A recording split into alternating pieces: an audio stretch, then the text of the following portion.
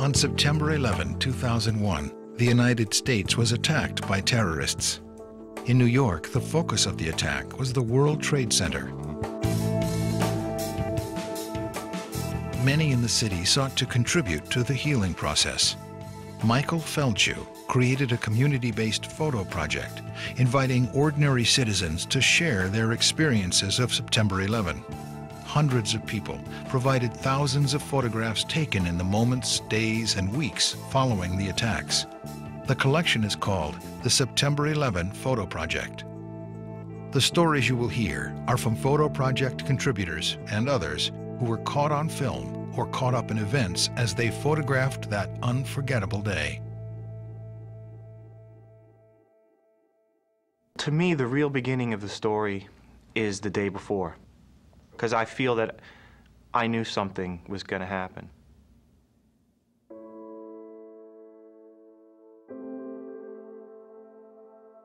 The company that I work for occupied the 31st, 32nd, and 34th floors of 2 World Trade. On the afternoon of September the 10th, there was a really violent thunderstorm that came from the south. It was kind of slow in the office, so I went to one of the conference rooms and photographed it, not really knowing why, just kind of wanting to capture the way that the storm had advanced and the feeling that it gave me. My husband's name is Mark Rasweiler. He was a vice president for Marsh & McLennan in New York City. He worked at the World Trade Center in the North Tower on the 100th floor. Mark would leave early, typically by 6 o'clock, 6:15, and the routine was he would just call me to wake me up as he was heading out the door. And just said he was leaving and have a good day, and off he went. All news, all the time. This is 1010 Wins. Good morning. 64 degrees at 8 o'clock. It's Tuesday, September 11th. I'm Lee Harris. Here's what's happening today. Sunshine throughout. Really a splendid September day. The afternoon temperature about 80 degrees. Polls are open. Lots of races to be decided, including who will run for mayor of New York. Suburbs tomorrow, sunny and very nice. High 78. As I woke up that morning, I looked towards the World Trade Center and said, oh, we have a conference today at the Windows on the World, and I have to be there early. And as I arrived at the World Trade Center, I spotted something on the step in the corner. I wasn't sure what it was. Lo and behold, it was a small bird looking forlorn and doomed. I picked it up and I put it into an evergreen, which was at the bottom of the stairs. That morning, I usually wake up around lunchtime. But that morning was very strange. I woke up around 7 a.m., and I don't know why. I'd only been asleep for about 4 hours. I went to the window. It was a beautiful day, beautiful blue sky day. I was the happiest I've ever been in my life. I just felt very calm, very peaceful. I had a really bad night. I didn't sleep. I had bad dreams. And when I woke up on the morning of the 11th, all of that was really fresh in my mind, and pretty much every part of me did not want to go to work that day, but I forced myself, and I did. As I went up in the elevator, I started thinking about the bird again, and I just felt, I thought, I should have moved the bird to a nicer location. I arrived at the Windows on the World, 106th floor. The first thing I noticed was that the work I had intended to do that morning had already been taken care of. Saw one of my colleagues, and he said he'd been there since 7 o'clock. It was his event. He wanted to make sure everything was right. But then we both realized there were a couple things missing, and so I immediately said, oh, I'll go back to the office and get them. So I headed down, and now I was going to rescue my bird and take it over to someplace safer. I basically went through the routine that I normally do, and it was actually while I was checking my email, I felt a huge vibration that shook the building, and the lights flickered on and off. And I immediately sat up and I said, oh my God, that was a bomb. And then I thought, there's no way that was a bomb, because that came from above. This just into our newsroom. A plane has crashed into the World Trade Center. Apparently a direct hit into one of the Twin Towers. The apartment that I was staying at the time was 2 blocks below the World Trade Center. The first thing I remember hearing was a loud explosion, but the thing that really caught my attention was hearing windows shattering and hearing debris falling. Ran over to the window to see what was going on, and I couldn't believe my eyes. I mean, the whole sky was filled with smoke, and there was millions of sheets of office paper floating in the air, and there was debris landing down on the street below. I had no idea the size or scope of what had just happened. I walked to the south windows of our office, and I stood there watching. You know, I just came from there. I was just there, and you know, I couldn't believe, you know, that I just missed this by, you know, 5 minutes, 10 minutes at the very most. And I remember yelling to one of the other editors to please try to call these people, see if they're okay. One of the people at the World Trade Center was reached. He said that everyone had been knocked to the ground and that they were all shaken up. He said, but we're all okay and they're going to evacuate us. It's kind of smoky, but we're all okay. I knew with my background in nursing that I could be of help. So I grabbed my rollerblades, I had my medical kit on my back, and I had my camera, and just headed down there. I had heard over one of our radio systems that we use that Manhattan transmitted a 3rd alarm for a plane that struck the World Trade Center. I heard some chatter on the radio about a plane into the building, and then I heard Mike come on confirming the job, and I just kind of turned around, got my gear, and headed to Michael's house. Once I started to smell smoke, I just went into I don't even know how to explain it, but a survival mode. And as we were all queuing up to go down the stairs, I realized that I was last online. I thought, oh my God, you know, I have to go down 31 flights of stairs in this panic state, and just as I was thinking that, an elevator opened. It was against my better judgment. I got on. One of my coworkers came running out of her office, yelling and screaming. So we went in and we put a TV on in somebody else's office, and I said, I have to call my mom. I said, my dad doesn't go every day. I just want to make sure he didn't go in today.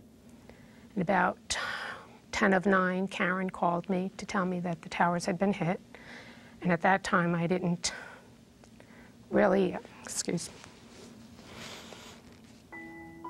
I really didn't think there was a need to worry.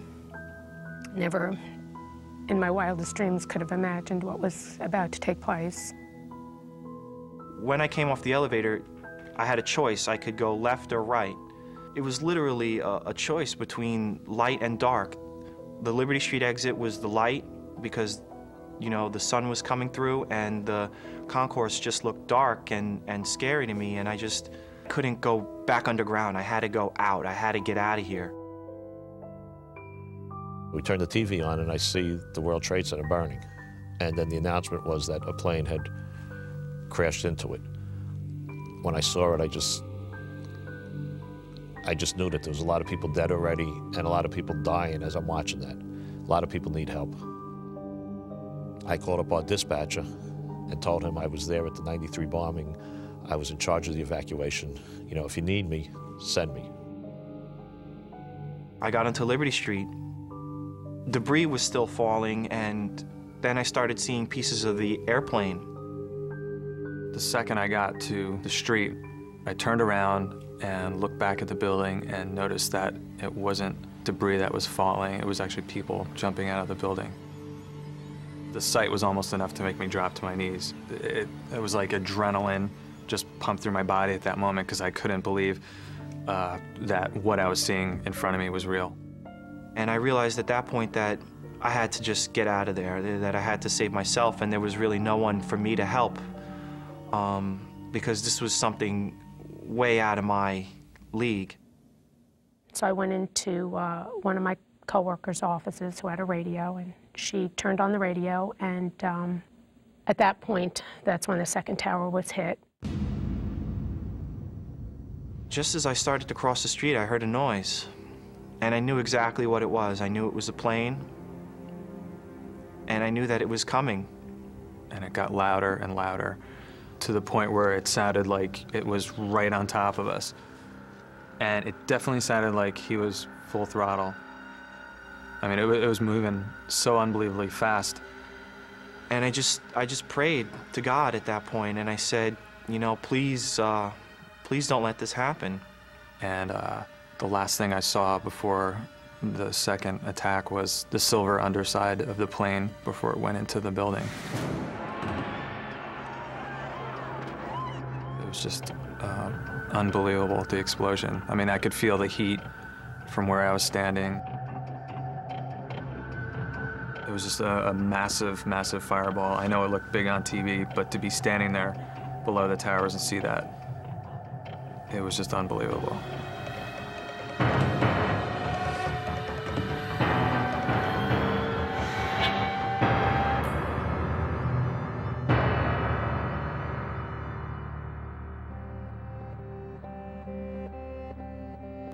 And it was complete pandemonium at that point.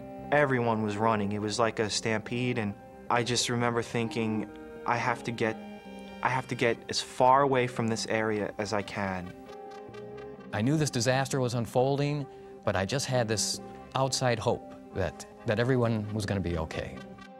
We started getting reports that there was a third plane inbound. We got reports that a plane crashed into the Pentagon. The world knew we were under attack. This was war.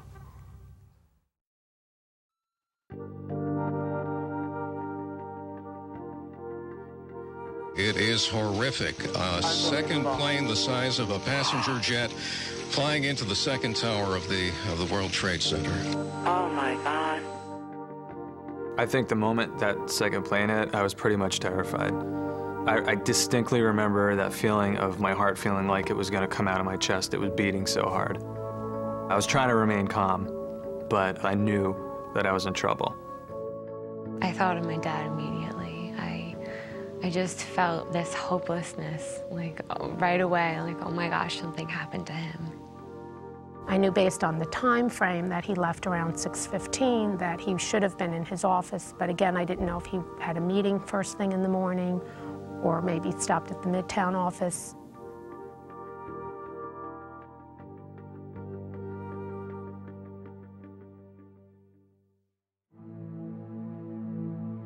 I was standing at the base of Bank One Plaza. There was a ramp that led down to a loading dock. People that were caught out in the plaza at the World Trade Center that were exiting the buildings started running down the ramp towards me. I just remember the look of panic on some of their faces. I mean, they were absolutely terrified. Their momentum carried them right into the metal door of the loading dock, and they began pounding on it, begging someone to open it. At that point, I started feeling panicked, like, okay, something bad could happen here, and I knew I had to get out of there. I called the dispatcher again. Whatever alarm assignment you have down there, double it, because now we have 2 buildings fully involved.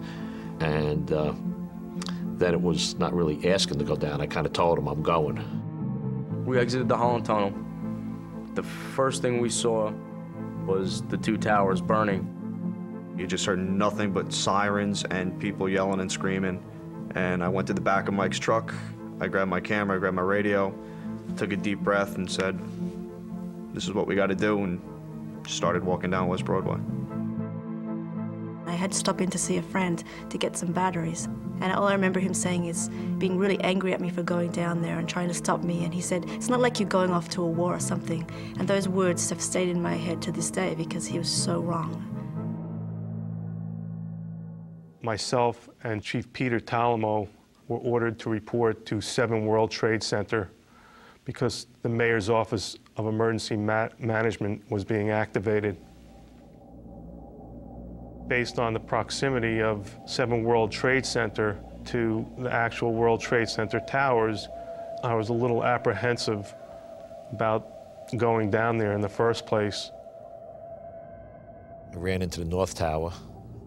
Pete Hayden, who's the deputy chief, was there. He was set up at the command post. I went up to him, I said, Pete, what do you need? and he told me that they had reports of people trapped on the 21st and 25th floor. I grabbed one of the companies from the staging area. You guys ready to go? You have your extra tools, extra cylinders for the mask? They had everything. I said, let's go. I got out onto Greenwich Street and ran into my apartment building. Got up to the 7th floor and saw that my roommates were just all huddled together.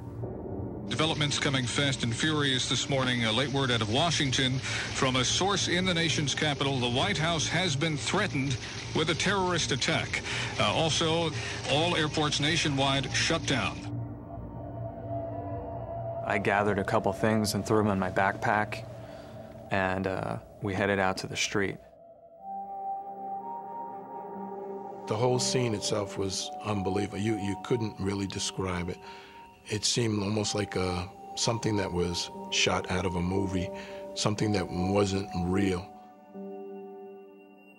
I was directed by one of our supervisors to keep the pedestrians out of the street as they're looking up towards the World Trade Center. You had to get their attention and tell them to stay on the sidewalk, keep the area clear. At that point, firemen were coming. I remember turning around and watching them go, and I just remember thinking there was no way I could do that. And I wouldn't even know where to begin. We took the elevator up to the 16th floor and then went to the stairwell, to the C stairwell, and started working our way up to the 21st floor. There were people still coming down, nonstop. When we entered 7 World Trade Center, the lower lobby was pretty deserted. 7 World Trade Center was being evacuated, so we were basically in a holding pattern in the lower lobby. We got to the block just north of the North Tower. At that time, we heard a cracking noise, and nobody knew what it was. So we kept walking a little bit further, and then we heard the cracking noise again. We got to the 21st floor, the 25th floor, the 2 assignments we had. There were firemen already helping the people who needed help there. So I just started working my way further up. I stopped into a deli on Greenwich Street and grabbed something to drink. When I walked outside of the deli, I just looked to my left. I felt an actual pressure drop in the lobby. And although we're talking about seconds here, it seemed like time had stopped for those few seconds. There was almost like a quietness, and there was such peace. And I yelled over to Chief Talamo, who was standing by the window looking up at the tower, "Chief, get back here." And this incredible noise started. So loud and so overpowering, everyone froze. And when I looked up, I saw the building that I was just in collapse.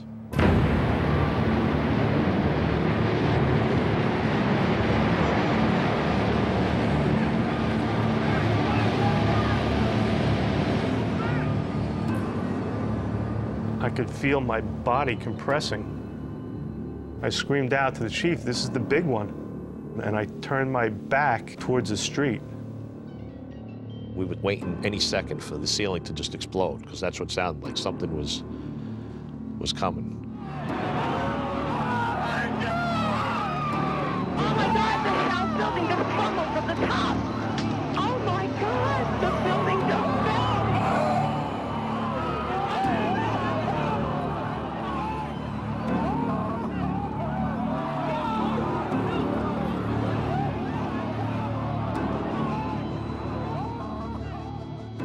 I could feel an explosion in the lobby, and I was thrown up against the wall I was standing next to. It was unbelievable. The sound was just, it was just thunderous. We didn't hear sirens. We didn't hear screams. It took 10 seconds for that building to collapse. And then you look looked up, and all of a sudden this huge, gigantic cloud that was filled of smoke and debris started to hit me. And I turned and I started to run. I had only gotten about 20 feet when I was just overtaken by all the debris that was raining down on us. That's when I heard a loud whoosh. I could see that there was almost like an avalanche of ash coming down the street. The debris just raced down every street to the river like a bullet. It was only the grace of God, and that I just heard a small, still voice. It said, "Under the car," and I dove underneath the parked cars that were on the street.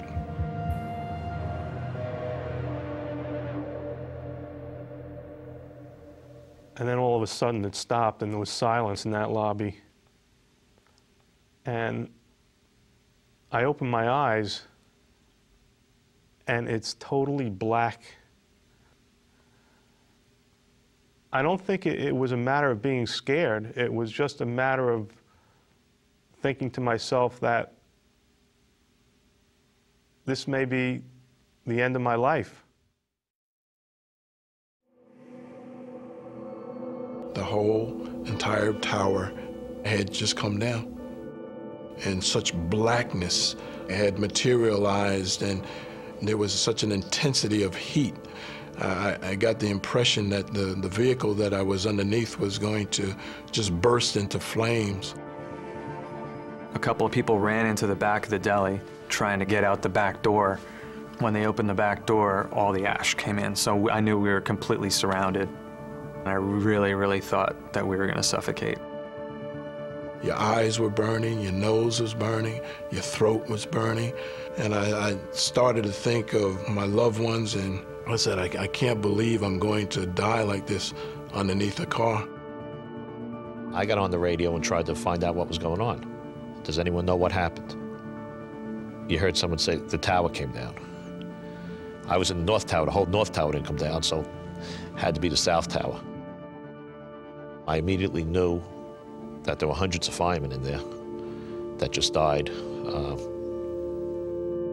units, stand by for this transmission. We got 6 World Trade, 7 World Trade, and the North Tower. We got reports of officers trapped. The entire lobby of 7 World Trade Center was destroyed. It was as if I was locked in a closet with absolutely no light. I probably could have laid down there and suffocated and maybe died there, but I had a will to survive. I had to find that one door that hopefully would lead to safety. This is Tower. We have people trapped in the building on the 1st floor. All right, Temple, we have multiple units on the way in at this time, Kate. Temple. You're getting nothing but mayday calls on the radio where I'm trapped here, I'm trapped there. I remember being here, and that's where I think I am now. Come get me. Now anything's possible. So we knew that if the first tower can collapse, the second tower is just a matter of time. But the brain surgeons we are, we just stayed where we were. we didn't leave. We just stayed and helped. Without anyone else to take command, I gave the order to evacuate the North Tower. Drop your tools, drop your masks, we're getting out. I did have an intimate knowledge of possibly the one escape route in that lower lobby. I started moving in pitch blackness towards what I thought was that area. At a certain point, some light was filtering through, and the light was the door that led to the loading dock.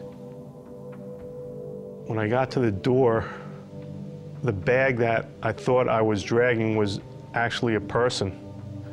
It's one of the things I can't explain. I thought that I had a bag in my hand. I thought I had the giant hazardous materials duffel. All of a sudden, Chief Talamo appears, and he's dragging someone that's injured. He brought his injured through the door. I brought my injured through the door. And we made it into that area of safety. It was just a thick, thick blizzard of snow. You couldn't see a few feet in front of you, and I just started heading towards the World Trade Center, and everyone was coming out, and it was chaos everywhere. People walking in the streets, people had gashes out of their head and blood coming down their faces.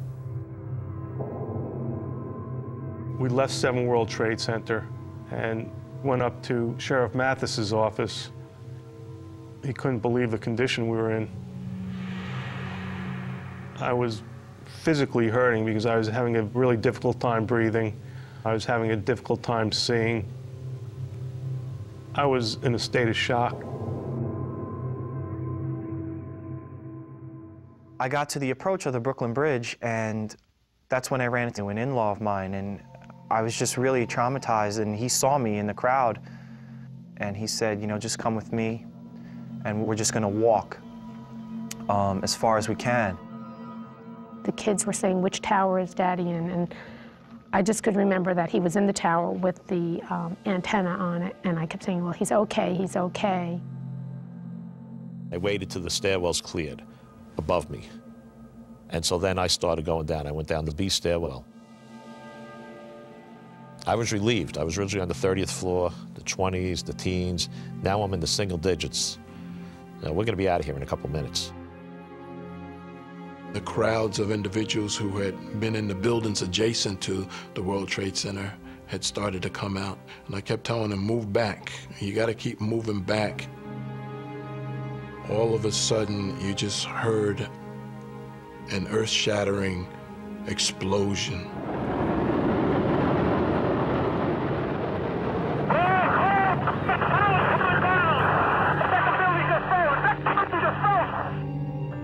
It's an indescribable noise. I tried to run. I got 1 or 2 steps, and then something hit me, knocked me down, and then the floor gave out from underneath me, and I fell. At this point, you really didn't know which way to run, so we ran in the direction that our bodies were pretty much pointing. You didn't know really what the collapse zone was, so there was always a fear of, you know, how far away is far enough.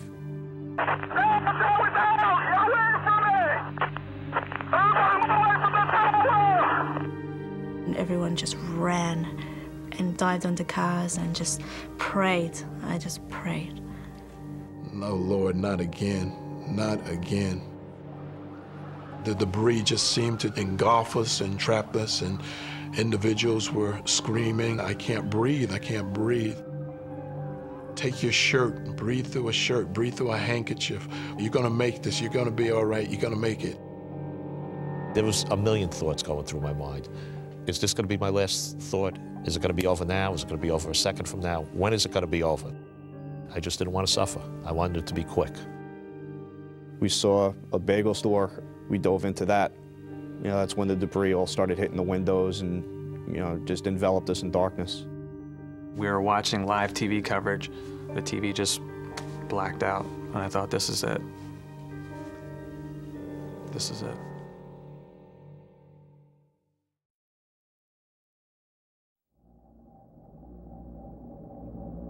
The South Tower took 10 seconds to collapse. The North Tower took 8. I was in that North Tower. It was dark, it was black. And I thought, well, I guess I'm dead. You know, this is what it must be like to be dead. Your thought process continues, but you're dead. So I says, not bad. And then a couple seconds later, says, nah, I don't think I'm dead. Because then I start feeling my body. Miraculously, this small little area of the one stairway, everything collapsed around it. So I called out, is anyone else here? And after a couple seconds, I got a response. Yeah, I'm here. Another one, I'm here too. You can hear the screaming from outside the bagel store. I made my way to the door, opened the door, and just started yelling and screaming, if you can hear my voice, come to my voice, we have shelter. I got a response of, you know, we can't move, we need help. And I proceeded to go out into the darkness, into the debris, to just grab as many people as I can. Everybody that he pulled off the street, I had a line of them going into the back, and I was hosing them off. This guy needed water. He was covered in soot. I washed him off. Does he need medical aid? No? Okay, let's go to the next guy. Finally, the debris had stopped, and I asked everybody who was with me in the crowd, were they all right? And they said, yeah, we're fine. Got up and started walking back towards the World Trade, and it was just so thick and you couldn't see anybody, and they were pushing everybody north, and the police were like, go back, go back. They made us leave the area, and we ended up at Stuyvesant School. A guy got on the payphone and called 911, and I remember thinking to myself that was like such an absurd thing to do. But within a few minutes of that call, I'd say between 5 and 7 of New York Fire Department came to the back, opened the door, and said, you know, you guys have to evacuate. Watching these towers fall, I was absolutely in disbelief. I mean, we were sitting on our rooftop, and literally the entire city cried, no, no, no. I mean, echoed through the city. This nervous energy took over, and I have to work. What do I do? What do I do?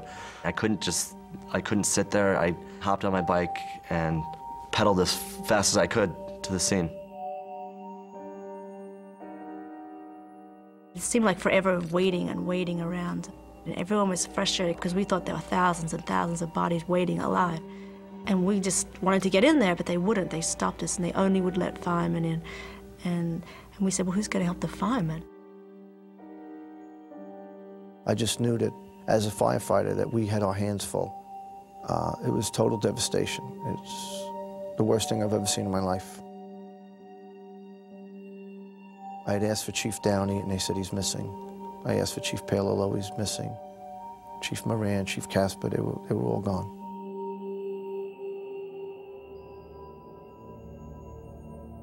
I was calling for help on one handy-talkie. I was going through all the channels, giving maydays.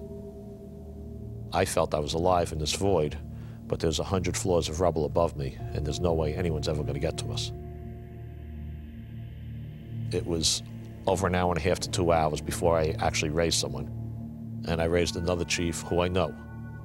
I was telling him, Mark, we're in the building. We're in the North Tower, the B stairway. They couldn't get into us. The waiting, the initial waiting period, was very difficult. An hour would go by and it felt like an eternity. I mean, we had all of the phones and, you know, the cell phones and the portable phone, and we had them all outside on the table, and we were just sitting there waiting for my father to call or to come home. Inside, outside, the phone would ring, the TV was on. There really wasn't anything anyone could do, so it was really just a matter of sitting and waiting.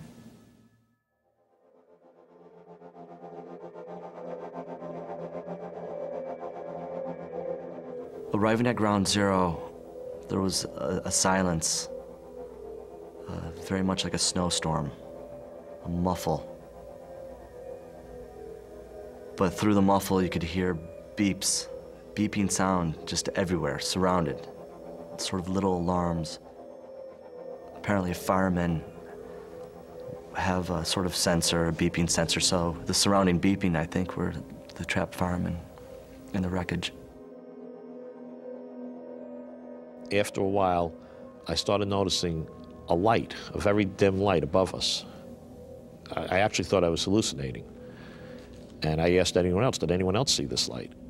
And other people saw it too. After a little while longer, I'm looking at it, I said, I gotta go see what that light is. And then I climbed up to the light. I climbed out, it was a hole, and I got out, and then all of a sudden I'm on top of this big pile of debris. And I could see the rubble field. I could see buildings on fire. I could see the devastation. What I didn't see is any people. No one. A group of firemen passed in front of me, and one sort of broke from the group. He just inched his way into the wreckage. He knows who's underneath the wreckage. He knows.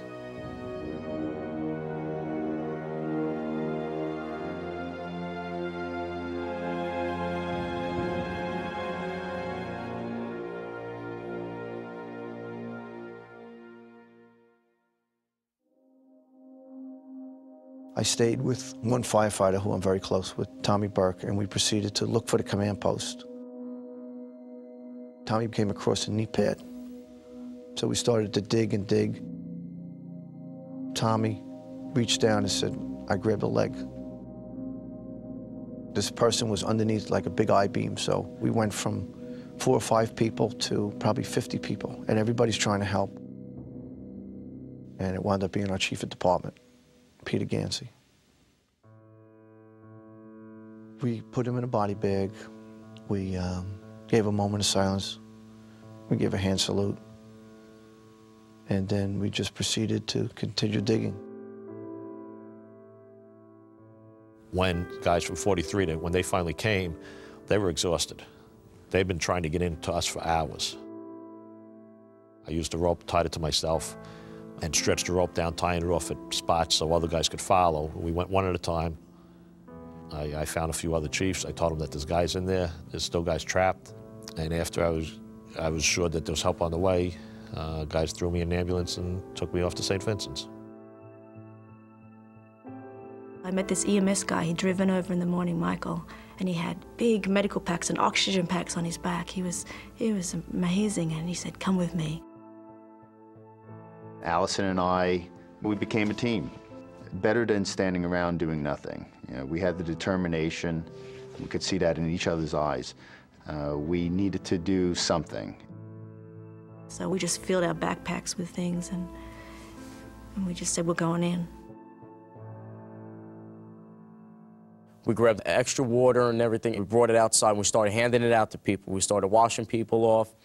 We would wash somebody off, we go put out a fire, we go hump hose, we go take pictures, we go wash more people off.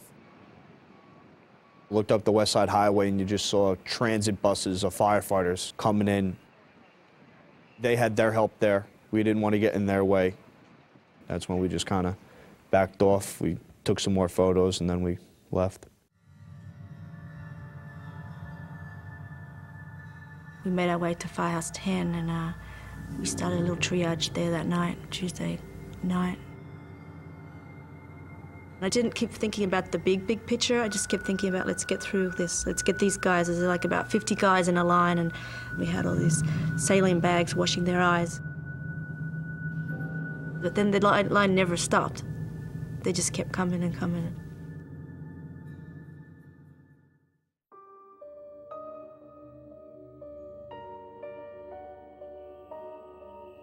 Me and about 3 or 4 firefighters that I work with worked our way into the Vista Hotel to try to see if there's any firefighters in there. Upon entering there, we found a search rope. It ended in a void. A void is just a collapsed area. Going into the voids as rapidly as we can, calling for body bags and putting people in these bags. And I can't really describe it. You almost wish that you weren't down there doing that. But you had to do it because it was our job, and people needed to know they were getting respect and they were getting buried at home. I don't consider myself a New Yorker or an American at all. I was born in South America and I lived for a very long time in Europe. But by being in New York that day, you were touched by what happened in a very different way from anybody else who was anywhere else in the world.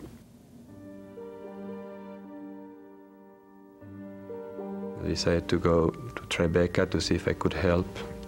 At about 5 o'clock in the afternoon, I arrived to Ground Zero. When I arrived there, I couldn't really believe my eyes. It looked much worse than it did on TV. We were stopping for maybe every hour or so, maybe until 2 or 3 in the morning, getting our eyes washed out. People were walking around in the collapsed area, handing out water to us. It was unbelievable the amount of volunteers and help we had there. I tried to see what I could do to help all these people who were actually working there. I started taking bottles of water to different parts of the site where the firefighters were working. People wouldn't really talk very much. And in some moments, whenever they thought they would have found somebody under the rubble, there would be total silence for a few minutes because they were trying to hear something from under the rubble.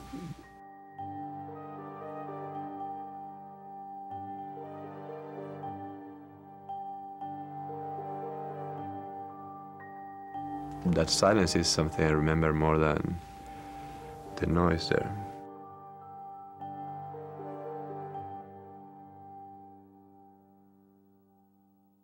About 3 o'clock in the morning, my company all met and we all discussed what we were going to do, where we were going to sleep, and try to get a couple hours sleep.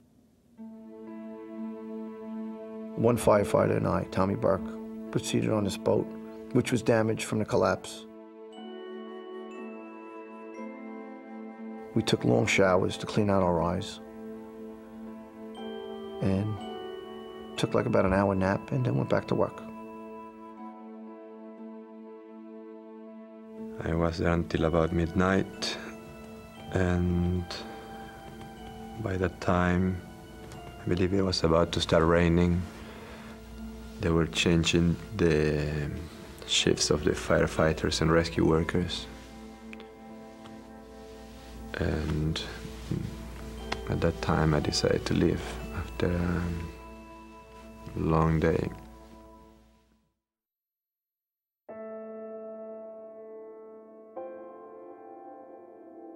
When I woke up that next morning with my mom and just watching the sun come up, it was just this sinking feeling, just this hopeless sinking feeling in your stomach. I had called up my office to tell them that we hadn't heard from my father yet, and they said, you know, if there's anything we can do, let us know, you know, we'll do whatever we can.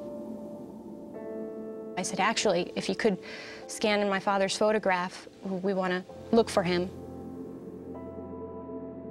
Her art department set up this whole flyer in less than an hour, and we had it copied and we were off. I remember the next morning trying to go to work. By now I knew, you know, 71 people who were attending our conference had died, and 16 of my workmates had died, and I had survived. I was the only one who was there that morning who got out. We walked and we walked and we walked, hanging our flyers, going to hospitals, going anywhere and everywhere that we thought would be beneficial to find him. We stayed in the city till about 2, 3 in the morning, came home, slept for about an hour, and went back into the city again. We found a little restaurant which was half a block away from the remaining facade of the South Tower. Set up the IV bottles, set up stations for irrigating the people, set up the food areas, set up a psychological counseling area. The firemen, they just lost all of their friends, and we all sat down in candlelight and they started singing Danny Boy and patriotic songs, and everyone was just crying. They just raised their drinks and toasted for all those who were left behind.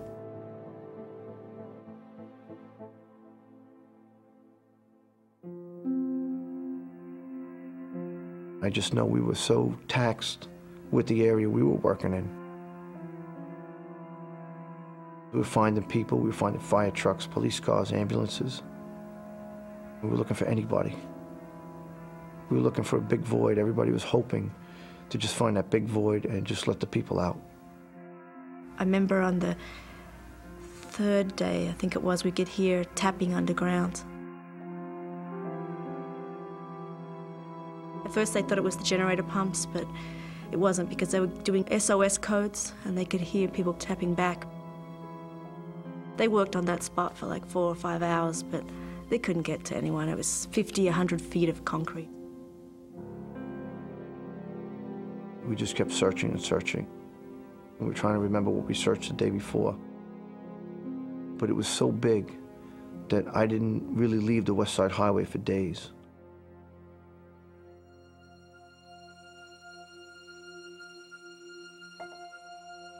After the 5th day, after a routine was set, we were asked to close down.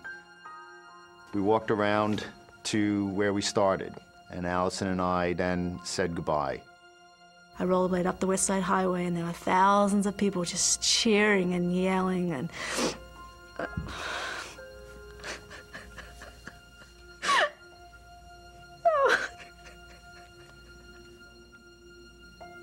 Everyone was just trying to help. Everyone, even if you couldn't do anything, these people were waiting there for days and days. They knew they couldn't get in, they couldn't do anything, but they held up these big signs and they just said, "Thank you, heroes," and they were just cheering and yelling, and then I just left and I just went home. Sunday afternoon, Mark's company set up a crisis center in Midtown. They provided us with diagrams of the World Trade Center, the floors where they believed the impact of the planes hit. And at that point, I think my children and I knew that there was no hope.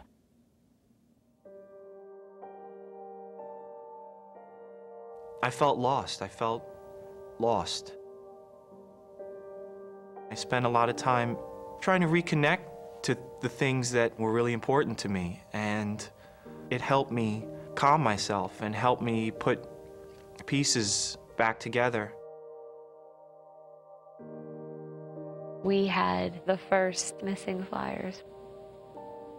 If it helped bring some hope to other families, and I'm glad it was able to help. I think the posters stayed on the wall so long because it became a memorial, and I think people didn't want to take those pictures down. They didn't want to forget. I was angry. I was sad. I went through a roller coaster of emotions, and all at a very intense level. I was happy. I was happy to be alive. I guess one of the hardest things for me was, after a while, it became clear that all the families had come and gone, and in some cases there were still desks filled with people's personal belongings. But someday those desks are going to be filled again, and then we just carry on, you know. It's over, you know. Just before Christmas, a neighbor who was also a police officer stopped by the house to let me know that they made a positive identification. I had to have a funeral director go into the city to pick up the remains, and I asked him to be honest with me and tell me exactly what it was that they did find, and it was simply a bone. So it pretty much confirmed what we had suspected, that Mark was killed instantly, and that I guess we were one of the lucky ones to at least have some form of closure. There are days that I don't think I'll be able to get through the day, but then there are times when I just hold on to the memories and the joy he brought into our lives. The September 11 Photo Project is a collection of more than 5,000 photographs and writings in response to the terrorist attacks. After opening in a New York gallery, the project began a national tour, and a selection of the photographs was published in a book.